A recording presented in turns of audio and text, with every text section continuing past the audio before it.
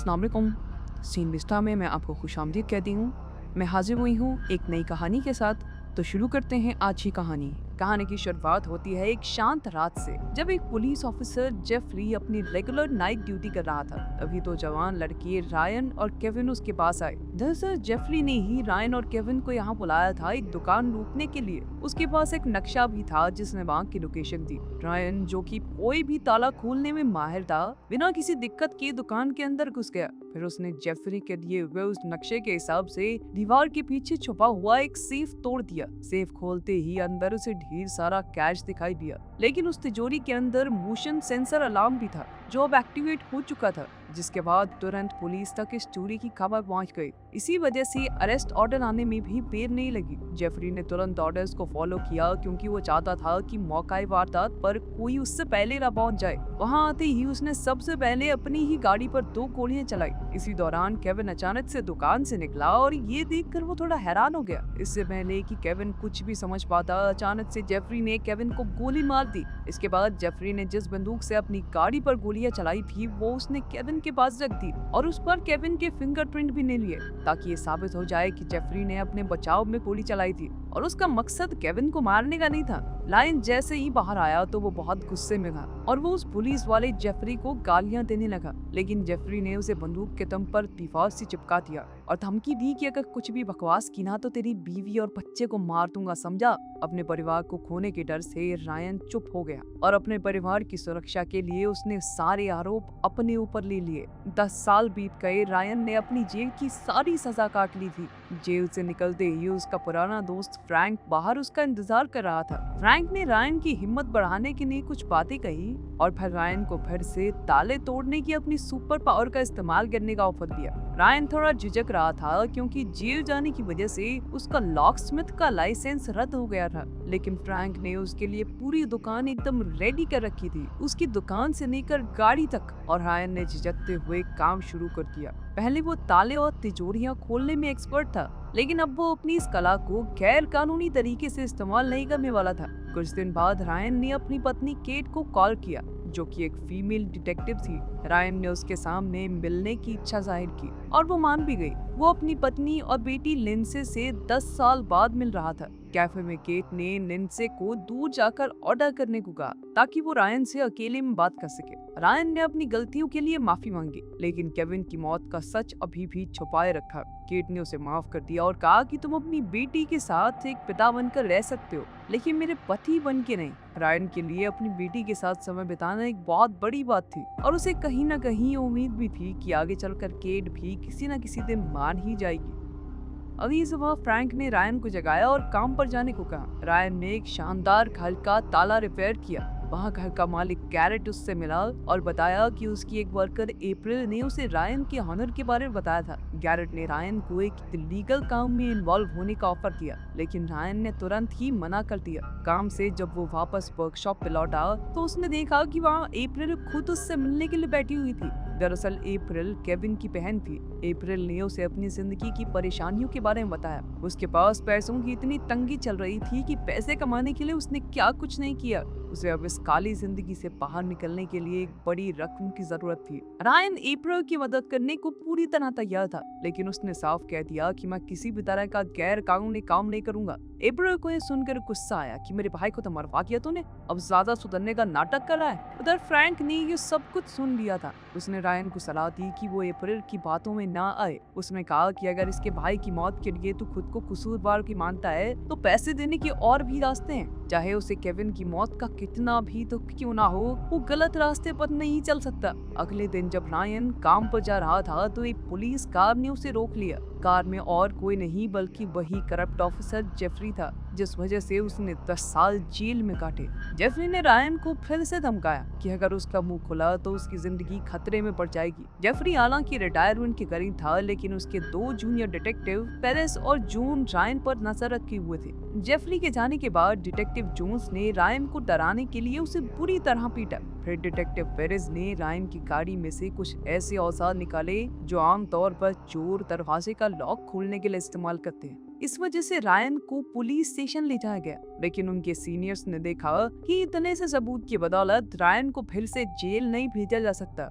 Interrogation room में Ryan की पत्नी केट ही उससे पूछताछ कर रही थी। वो अब तक यही सोच रही थी कि रायन इस तरह के गैर कानूनी काम में क्यों फंसा है। रायन ने बताया कि ये सब जेफरी का प्लान है, जो उसकी कार को सर्च कर रहा था। वो औजार मेरे नहीं थे, फ्रैंक के थे। जब मुझे गाड़ी मिली तब से इसमें मौजूद हैं। कुछ देर बाद उनके सीनियर ऑफिसर्स ने आकर रायन को सभी आरोपों से मुक्त कर दिया, लेकिन उसे ये बात समझाई गई कि बिना लाइसेंस के लॉकस्मिथ का काम करना बिल्कुल इलीगल है। रायन को कहा गया कि अपना लाइसेंस रिन्यू करने के बाद ही काम शुरू करे।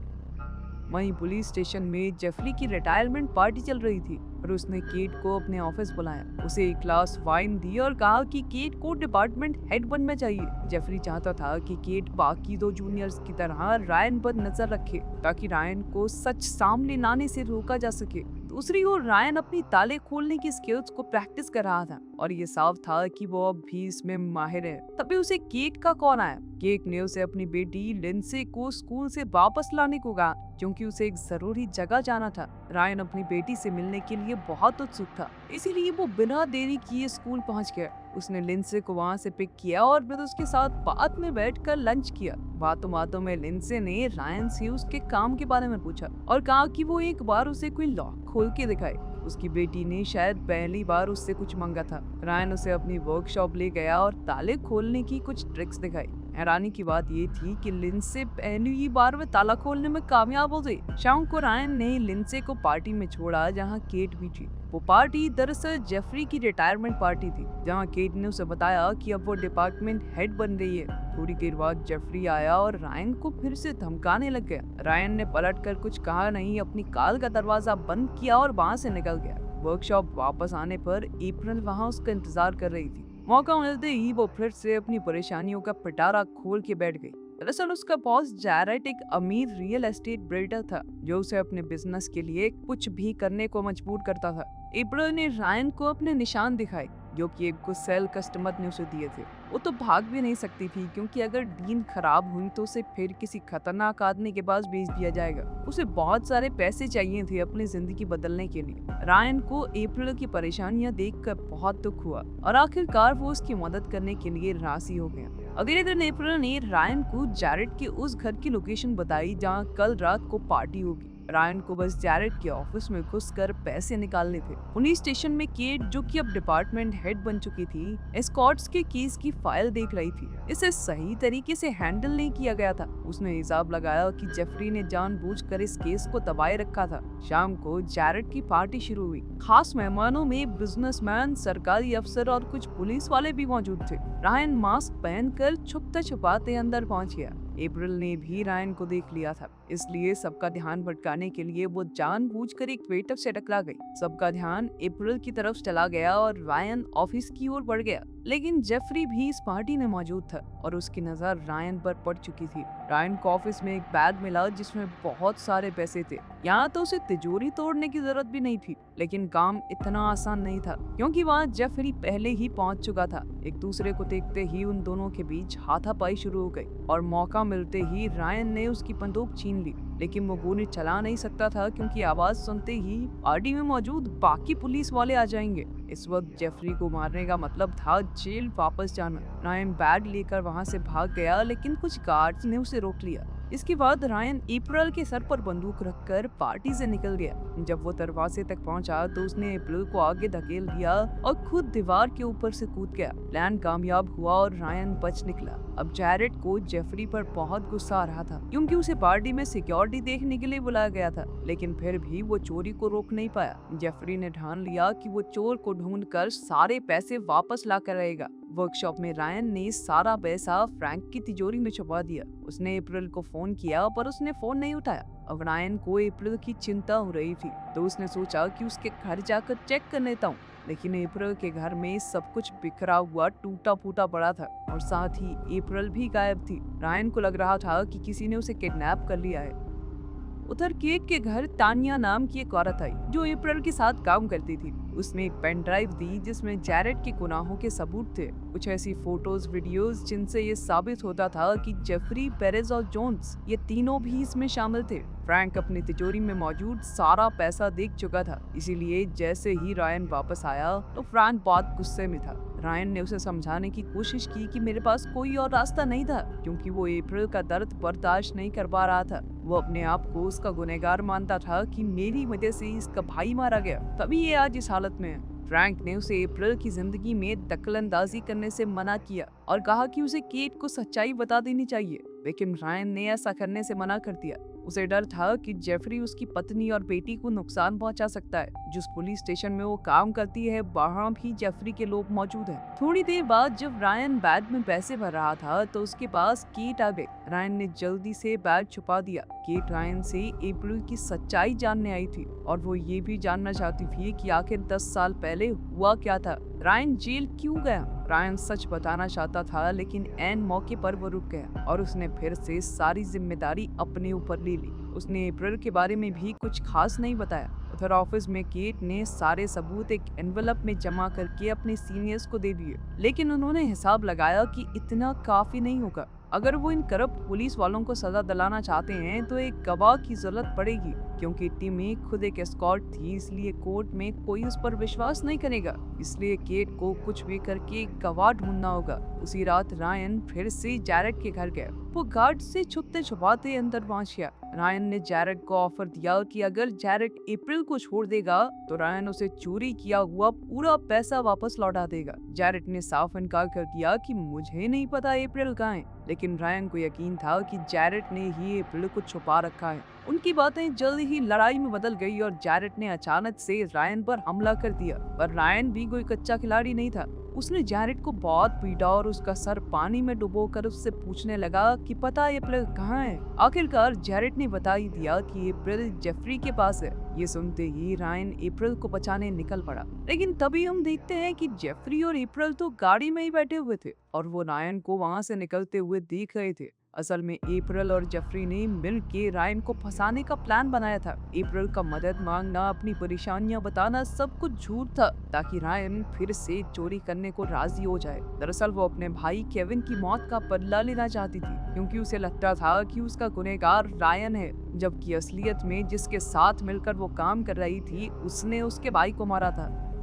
बाद में जेफरी ग्लव्स पहनकर जैरेड को मारने के लिए उसके घर में गया, ताकि उसके खून का इल्जाम रायन पर लग जाए। रायन वापस वर्कशॉप आया और फ्रैंक को बताया कि जैरेड को अप्रैल की लोकेशन के बारे में नहीं पता था, क्योंकि असली किडनैपर तो जेफरी है। फ्रैंक ने रायन को सलाह दी कि ये सारा पैसा केट को दे दे। वो थाने की इंचार्ज है, वो लीगल तरीके से ढूंढ लेगी अप्रैल को। लेकिन अब रायन के उठाए कदमों ने सिचुएशन को और बिगाड़ दिया था और बिना कानूनी मदद के उसका जेल जाना लगभग तय ही था। थोड़ी देर बाद केट लिंचे के साथ वर्कशॉप आई। उसने रायन को बताया कि उसे जेफरी की सच्चाई पता चल चुकी है। ये सुनने के बाद रायन ने भी उसे सच बता दिया कि उस रात केविन बिना हथियार के था और जेफरी ने जानबूझकर उसे मारा। रायन सब कुछ जानते हुए भी चुप रहा, क्योंकि जेफरी ने केट और लिंडसे को नुकसान पहुंचाने की धमकी दी थी। सब कुछ जानने के बाद अब केट अपने पति को अकेले इस मुश्किल में नहीं छोड़ सकती थी, इसलिए उसने रायन से पूरे पैसे लौटाने को कहा, ताकि सब कुछ कानूनी तरीके से निपटाया जा सके।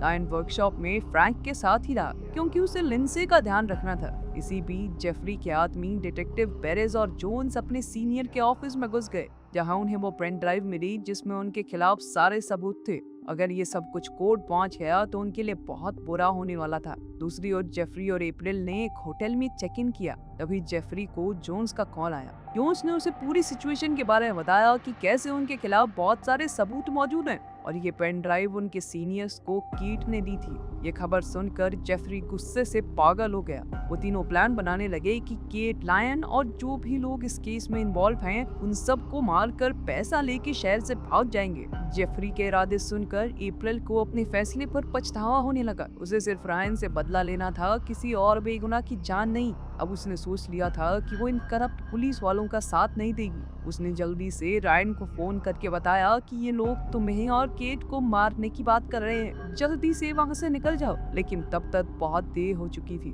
पेरेज रायन के ठिकाने तक पहुंच चुका था और उसने रायन को देखते ही उसकी लात में गोली मार दी। तभी पीछे से फ्रैंक ने उन दोनों ऑफिसर्स पर गोलियां चलाई और जोन्स को गोली लग गई, जिस वजह से उसकी मौके पर ही मौत हो गई। अपने साथी की मौत से गुस्साए पेरेज ने फ्रैंक को भी गोली मार दी। इसके बाद पेरेज ने लिंडसे पर बंदूक तानकर रायन को सारा पैसा देने को कहा, लेकिन पैसे तो केट पहले ही लेकर जा चुकी थी। रायन के पास कोई दूसरा रास्ता नहीं था सिवाय पेरेज को समझाने के। उसने ऐसा ही किया और अपना हथियार नीचे रख दिया। उधर केट को अपनी गाड़ी में शूटिंग की खबर सुनाई दी। खबर सुनते ही उसने अपनी गाड़ी वर्कशॉप की तरफ घुमा दी, लेकिन उसे आने में देर हो गई थी। पेरेज लिंडसे को बंदी बनाकर अपने साथ ले गया था। थोड़ी देर बाद जेफरी ने रायन को कॉल किया और उसकी बेटी के बदले में पैसों की डिमांड की। इस बार रायन ने केट से मदद मांगी। उन्होंने प्लान बनाया कि केट लिंडसे को बचाने पर ध्यान देगी और रायन सीधे तौर पर सारा पैसा जेफरी को पकड़ा देगा। पेरेज ने होटल रूम में पहुंचकर लिंडसे को एक टेबल के साथ हथकड़ी से बांध दिया। उधर रायन जेफरी से मिला। दोनों बंदूक लेकर आमने सामने खड़े थे। जेफरी ने उसे अपनी बंदूक दिखाते हुए पैसों की डिमांड की। रायन चाहता था कि केट को अपना काम करने के लिए थोड़ा और समय मिल जाए, इसी वजह से वो वहाँ पर थोड़ा टाइम पास करने लगा। उसने कहा कि पहले मैं लिंडसे को देखना चाहता हूँ, लेकिन जेफरी ने इसके लिए मना कर दिया और उसने रायन को अपनी बंदूक दूर फेंकने को कहा। उधर लिंडसे अपनी हथकड़ी खोलने की पूरी कोशिश कर रही थी और अपने पिता के सिखाए हुए तरीकों का इस्तेमाल करके वो आजाद भी हो गई। इसके बाद वो चुपके से दरवाजा खोलकर बाहर निकल आई, लेकिन तभी पेरेज ने उसे देख लिया और उसके पीछे भागा। एन मौके पर केट भी वहां पहुंच गई और उसने मौका मिलते ही पेरेज को गोली मार दी। उसने लिंडसे को गाड़ी में बैठाकर कहा कि मेरे या अपने पापा के अलावा किसी और के लिए दरवाजा मत खोलना। वहीं मीटिंग पॉइंट पर रायन अपनी बंदूक दूर फेंक के सरेंडर कर चुका था। जेफरी सिर्फ पैसे लेकर जाने के मूड में नहीं था, वो रायन को मारने ही वाला था कि तभी अप्रैल वहां आ गई और उसने रायन की फेंकी हुई गन से जेफरी को गोली मार दी। लेकिन अप्रैल के मन में अभी भी रायन के लिए बहुत नफरत थी। वो रायन पर गोली चलाने ही वाली थी कि तभी केट वहां पहुंच गई और उसने अप्रैल को पूरी सच्चाई बताई। अप्रैल को इस बात का गुस्सा था कि अगर उस दिन रायन केविन को चोरी करने के लिए ना बुलाता तो आज उसका भाई जिंदा होता और उनकी जिंदगी कुछ और ही होती। रायन ने भी अपनी इस गलती को माना। केविन उसका भी बहुत अच्छा दोस्त था और उसे बहुत दुख था केविन की मौत का। रायन को इतना पछताते हुए देखकर अप्रैल का दिल पिघल गया और उसने अपनी बंदूक नीचे कर दी। खैर जल्द ही पुलिस वहां पहुंच गई और अप्रैल को पुलिस स्टेशन ले जाया गया। वहीं दूसरी तरफ रायन की हर तरफ वाहवाही हो रही थी क्योंकि उसने करप्ट पुलिस वालों के गुट का पर्दाफाश कर दिया था। अगले दिन केट को उसकी बहादुरी के लिए प्रमोट करके लेफ्टिनेंट बना दिया गया। आखिरकार 10 साल की जुदाई के बाद अब रायन अपने परिवार के साथ खुशी खुशी रहने लगा। उम्मीद है कि आपको आज की हमारी स्टोरी पसंद आई होगी। मजीद वीडियोस के लिए हमारे चैनल को सब्सक्राइब कीजिए और बेल आइकन को प्रेस करना ना भूलिए ताकि हमारी नई वीडियोस की अपडेट्स मिलती रहें। शुक्रिया।